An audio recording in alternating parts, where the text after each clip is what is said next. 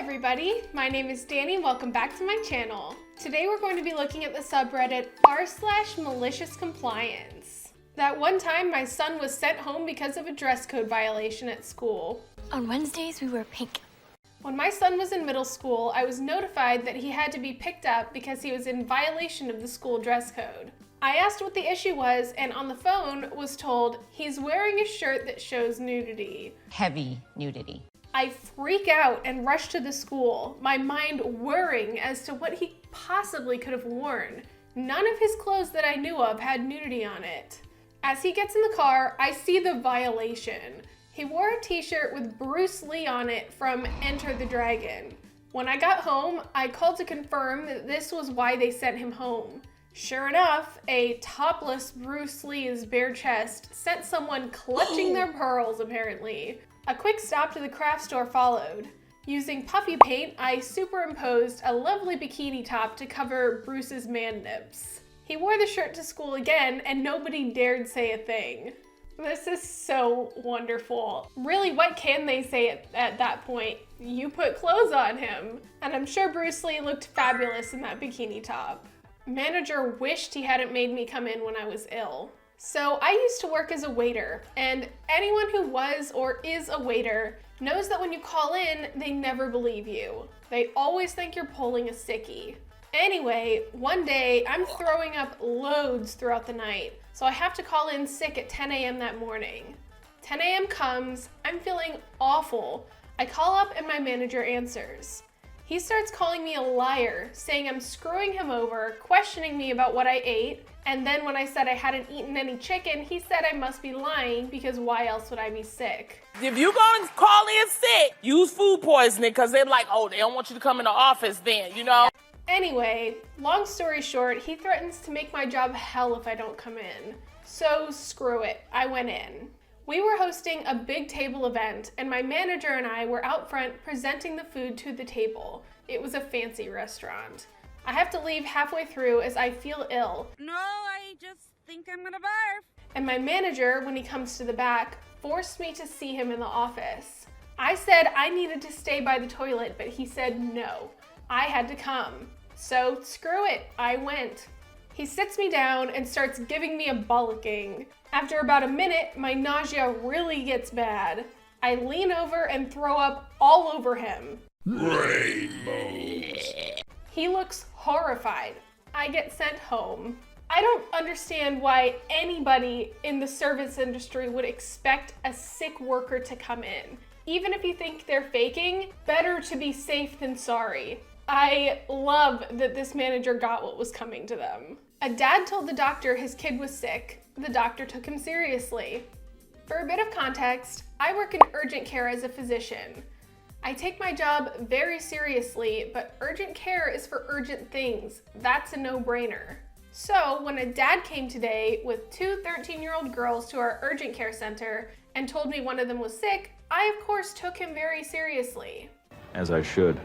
As usual, I call in the next patient that happens to be a 13-year-old girl, accompanied by her sister of a similar age and her dad. The dad tells me they came because the girl said her tummy hurts, and starts telling the girl about how the doctor is going to find the truth about whether her tummy hurts or it's a lie. Sort of like, this is your last chance to come out and say you made it up. Tell the truth. The dad starts telling me about how the two girls each said they felt bad at the same time when he told them to clean up their room. I'm sick. One said she had a headache and the other said she had a tummy ache. So the dad thought the reasonable thing to do was to bring their kids to the ER so a doctor extracts a confession rather than doing his job as a dad and seeing they clearly made it up on the spot to get out of their chores. And, well, since I take my job very seriously, and there was a chance they may not be wasting my time, I made sure to do a very thorough and nonsensical examination that came to the conclusion that I couldn't rule out a gastroenteritis as the source of this obviously real stomach ache that was nowhere to be found. I have to keep my eye on that. The dad was trying to get a gotcha, but ended up getting recommended he make sure his kid is well hydrated, rests, doesn't do any straining activities, eats only what she feels like for the day, and if she keeps feeling bad tomorrow, they could consider missing a day of school. Also, she should rest, but there's no problem if she uses her computer or tablet, as that won't make the stomach ache worse. If you make me educate your kids, you're wrong expecting me to do it well. I hope he learned to not waste emergency care resources instead of doing his job as a parent.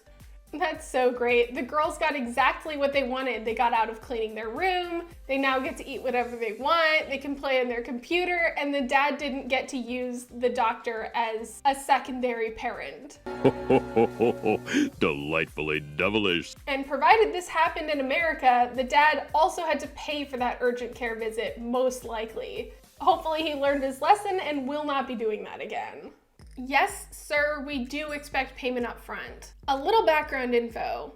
I live in a popular tropical tourist destination, and one of my jobs is crew on a snorkel boat. If you are for scuba, I take you out on the boat, I show you the coral reef, and we have kind of like a scuba party. I set up the boat before the trip, lifeguard, give history about the area, etc. My captain is also the owner of the business, so what he says goes, and he knows the local waters like the back of his hand. Our company consists of him, me, and his girlfriend, who manages bookings, phones, and emails.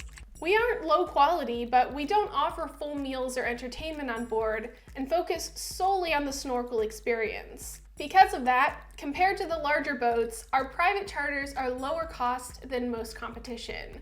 In turn, we often get penny pincher people. A family of 22 had been hounding our office before they even arrived to our location. They were pushy and trying to get discounts and free upgrades, so I was already dreading this charter. I'm also gonna need that extended warranty on it for the price of on the house. Generally, we take a card number and charge it before the charter, but this group was adamant about paying cash. The office and captain said it was fine, but told me to get payment before getting them on the boat. Our boat is 50 feet long and stays moored offshore a few hundred yards, so we use a water taxi to ferry from shore to boat. I got dropped off to get payment, check the group in, and give them pre-boarding info. I walked up to the main guy paying for everything and start the process, and that's when things went downhill. The guy says, "Hello, which boat are we going on?" I point to our boat. "That pretty one right there." "That's not the boat we're going on." "Yes it is, there isn't any other boat, sir." "No, the boat looks like this," shows me a photo of the boat from our website. "Yes, sir, that is the same boat. We just had the bottom and the paint replaced a month ago. I guess our office hasn't updated our website. Sorry about the confusion, but I assure you it is the exact same boat." "Well, I don't think you're trying to deceive me, but then why would they send me that photo?" "I'm sorry, I'm not sure what to tell you. It is the same boat." "Well, I think we need to go out and inspect it and look at it before we decide to go and pay for it."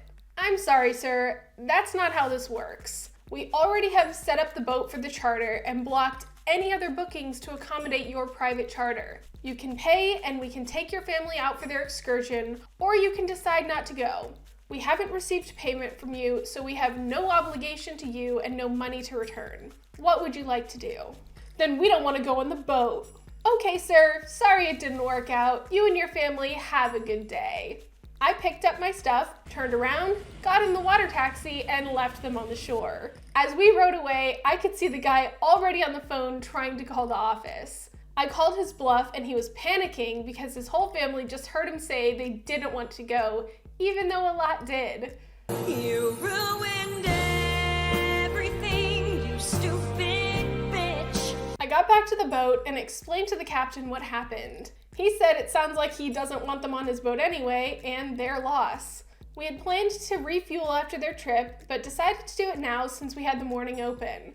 They were still on the shore when we left, but were gone when we got back. Once on the shore, the other guys who run activities in the same area told us the group had hung around for about an hour. I guess the guy was very convinced we'd come crawling back, but when we didn't, the family started fighting since many had still wanted to go. Now they had to try to find another boat that had 22 spaces open and will most likely cost 2 to 3 times more than us. It was totally worth waking up early without pay. I don't know what that guy's game was. Was he trying to get on the boat and then just completely avoid paying at all? Yep. Like, why did he need to go and personally inspect the boat? Who cares if it's a little bit different from the photo that you were sent? I also think I wouldn't mind not getting paid if it meant not having to deal with someone like that. That was r/MaliciousCompliance. If you like this video, give it a like, subscribe for more content, and I'll see you next time. Bye!